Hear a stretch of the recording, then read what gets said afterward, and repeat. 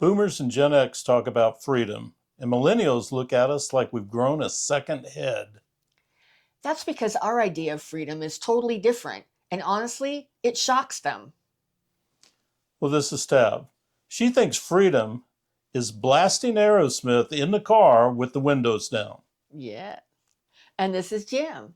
And he thinks freedom is a 69 Camaro that doesn't track your every move. And And together, together, we're Unretired Unretired AF. AF.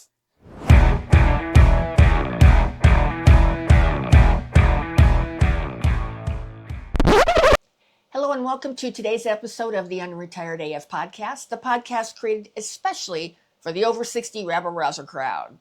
And today we're going to be talking about freedom. So let's start with what our version of freedom is, the Boomer and the Gen X version.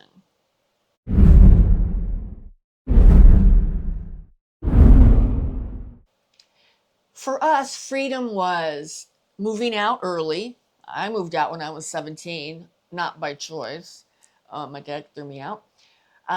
It was getting a job. It was paying your own way. I mean, I know for me, I started working and doing jobs when I was babysitting as a young teenager, and I worked all the time. It meant making your own choices, even if you made bad choices, which we did plenty of those too, right? Yeah. But even as a kid, I can remember going up and down the road looking for bottles to be able to turn in to buy a new baseball or bottle rockets or Right. fishing lures or whatever. You just made do. I like you from a very young age. I worked, whether it was cutting people's grass or washing their car. I was always bugging people, let me help them do something, and was kind of a joke, but hey, I got what I wanted to get. Well, and that money represented freedom to It us. It did. represented freedom to us. I mean, I Absolutely. had my babysitting money. That meant I could go to the movies without, because my parents weren't giving me any money. Right, Were your parents? right. Did your parents give you any No. money? My parents didn't give me any money. So if we wanted to do anything, we had to earn it. And Yeah. I did a lot of babysitting. I did summer jobs. I did corn detasseling in Illinois. Right. That's like child labor. That it should be illegal. That was horrible. Um, and I like you. I'd pick up bottles and Yeah. turn them in for the deposit. So The yeah, biggest freedom for me when I was coming up was getting that driver's license. yes, Driver's license meant you owned the road. exactly. Nobody was tracking you. You could go Right. where you wanted, when you wanted, with Exactly. who you wanted. Right. And it also meant a lot of privacy. Right. You didn't have anybody, what are you doing? Why are you doing this? What are you doing? Right. So and so's on the phone for you. Well, Right. get out of here so I can talk to them. Exactly. So Exactly. it's the driver's license was freedom. It was. Absolute freedom. It was. It was. And like you said, nobody tracking you in your car No. like now they do with your cars tracking you. And I mean, and we didn't even give a shit how crappy the cars were. I mean, a Oh. lot of times young people now they expect their first car to be, something really nice. We didn't even give a shit. We just were happy to be out of the damn house, away from people, and honestly, it's kind of scary. I mean, we can share a story that's happening to us right now that kind of demonstrates how society is now compared to when we were kids. Yesterday, Jim was in San Diego because, as many of you know, we're getting ready to sell our boat, and he went to do something at the fuel dock, and he accidentally dropped his phone into the San Diego Bay. And so I couldn't talk to him from that happened about 1:30 in the afternoon? A little earlier than that. A About little earlier than that. about 12:30? About 12:30, yeah. And I didn't talk to him. I couldn't talk to him until he got home last night about 9:15. Yeah. And I was like a little bit panicked. It just shows you how society back in the day, that wouldn't have even been a bleep on the radar to not be in touch with someone for, 9 hours. But it really was, wasn't it? It was. From my perspective, it felt kind of good not to be tied to the phone. Not to have people bugging you all day. It did. It absolutely did. All right. So, and that's a little bit of a contrast of what's going on now. Okay. So that's how we look at freedom. As boomers, as Gen X, we look at freedom as nobody bugging us, nobody telling us what to do, earning our own way, earning our own money, doing what we want, when the hell we want. So that was, I think that encapsulates our idea of what freedom means. All right. So now let's look at how millennials define freedom.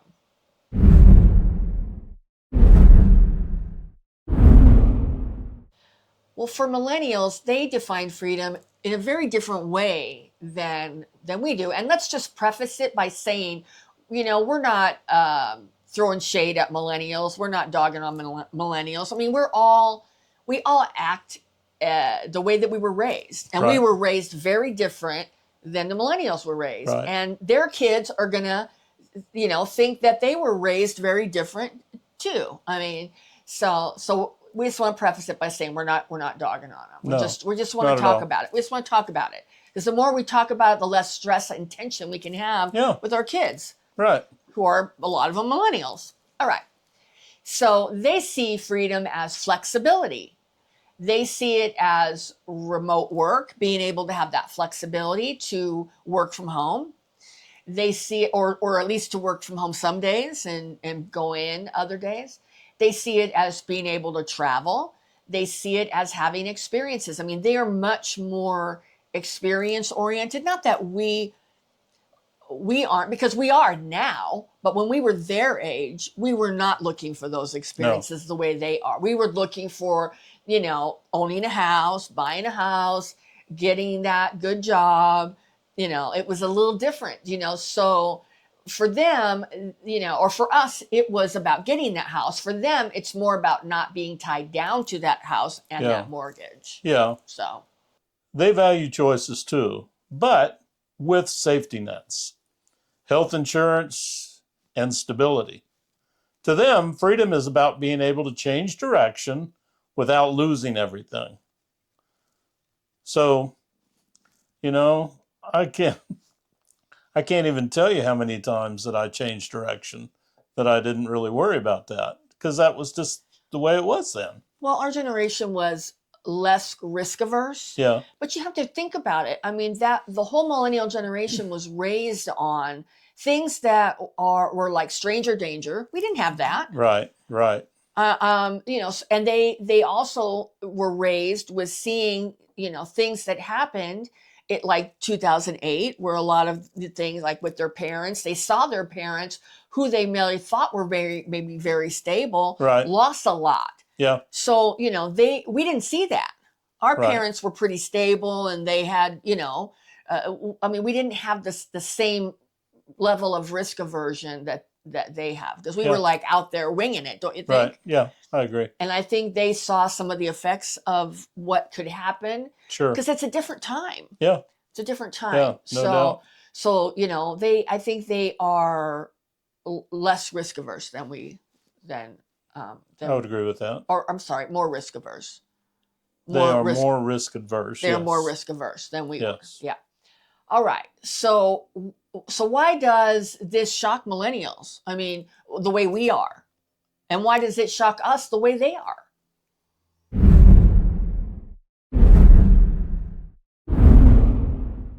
I mean, the premise is that we were just raised differently. And so, like, for us, we think freedom is about taking risks, where, their concept of freedom is about reducing risk. So I think if we can sort of understand that dichotomy, I think we can understand each other a little bit better. We celebrate how much we struggled independently. We drank out of the damn hose. We walked 1,000,000 miles uphill to school and down and uphill home from school. We were on our bikes and we were out until the street lights came on. All of that stuff about independence, part of our a generational identity, and we celebrate that. And they celebrate different things. They celebrate like shared solutions. They, as a generation, are looking for solutions together. We were out there figuring out on our own. Yeah. To them, our version sounds unsafe, even reckless. Yeah. To us, their version sounds dependent. Yeah. Like a long extended childhood. Right. Well, and I think we just got to look at it and try to understand. Right. Try to understand. You can't be raised with stranger danger and all that, and be like all risk taking like we were. Exactly. That's just not. So I think we have to look at them and understand why they're the way they are, and they can hopefully look at us and give us some grace. I mean, right. And I don't think that we should change. Nor do I think they should change. I think it's about understanding. Yeah. Right? Yep. I agree. Okay. Well, and here's the funny part. We're actually really not that different.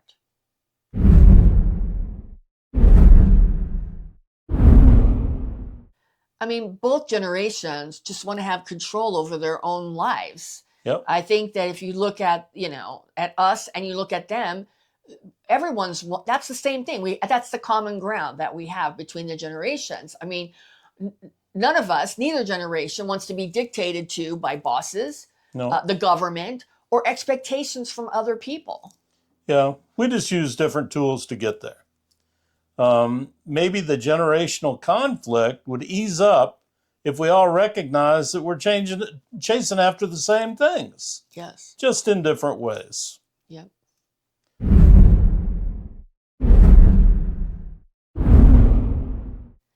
Well, the takeaway from today's episode is that our idea of freedom may shock millennials, but it built who we are. It built our generational identity and who we are as people.